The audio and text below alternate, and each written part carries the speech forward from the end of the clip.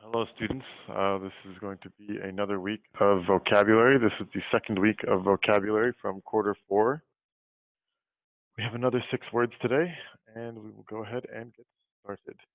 So the first word that we have here is deride. The sentence says, everybody derided Abdul Hamid when he fell trying to kick the football away. So deride here is a verb. Does it mean A, to laugh at with contempt or make fun of? Does it mean B, to feel sorry for or express sympathy? Or does it mean C, to cry over or express extreme sadness? Well, if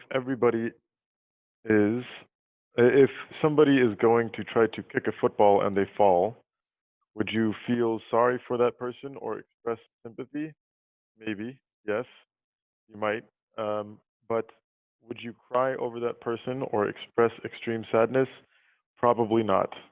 You might feel sorry for them, but really, I think we can all agree if you see somebody trying to kick a football and they fall, we would laugh. Our first reaction would be to laugh and to make fun of that person for looking so foolish. So the answer here is A, to laugh at with contempt or to make fun of. So to deride means to laugh at with contempt or make fun of.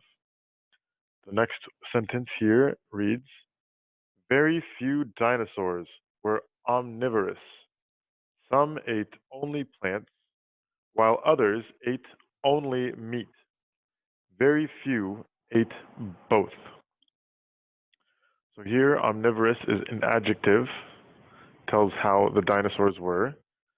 So does it mean A, to eat only plants or very selective about what to use? B, to eat any kind of food, whether plant or meat, and or using anything available? Or does it mean C, to eat only meat or to use one thing completely to its full value?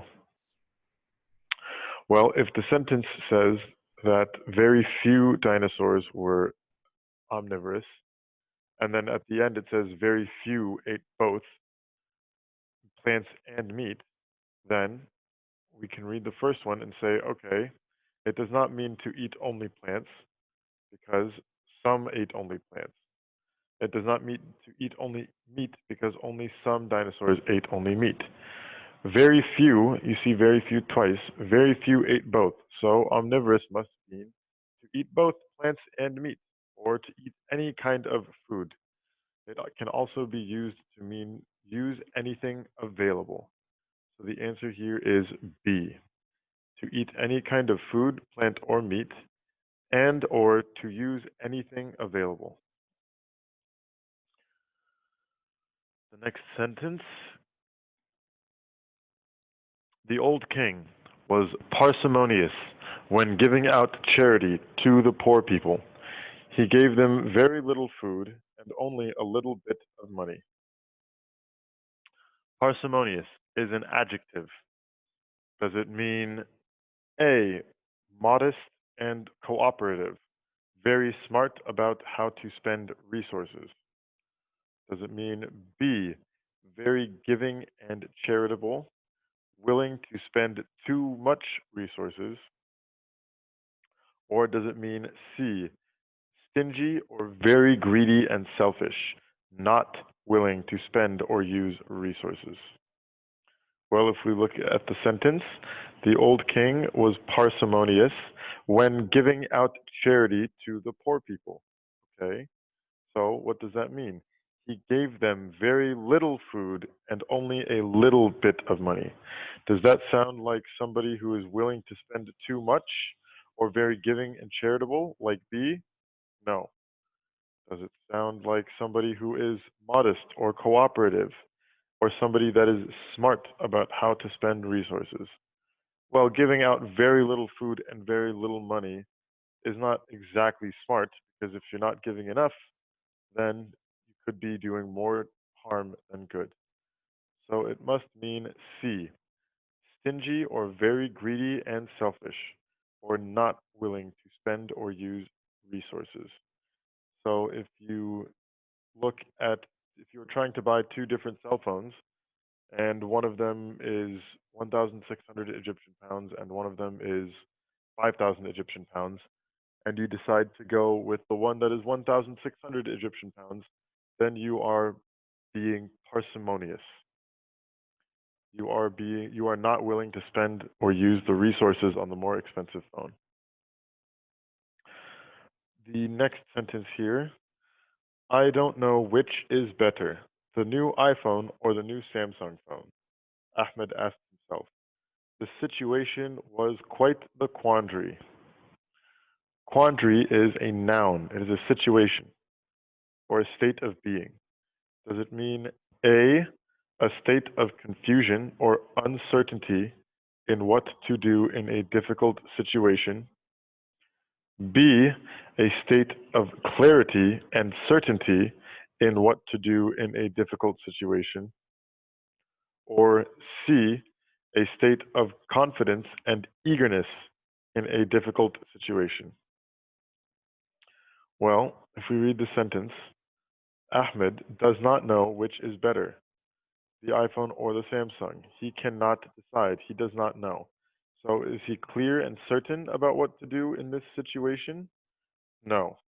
Is he confident or excited or eager in this situation?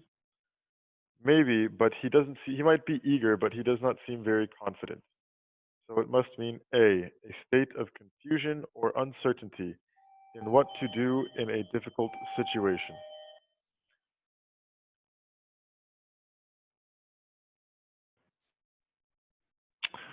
The next word that we have is recalcitrant. The sentence says, Sharif was a very tough and recalcitrant teenager. He was always getting in trouble at school and at home.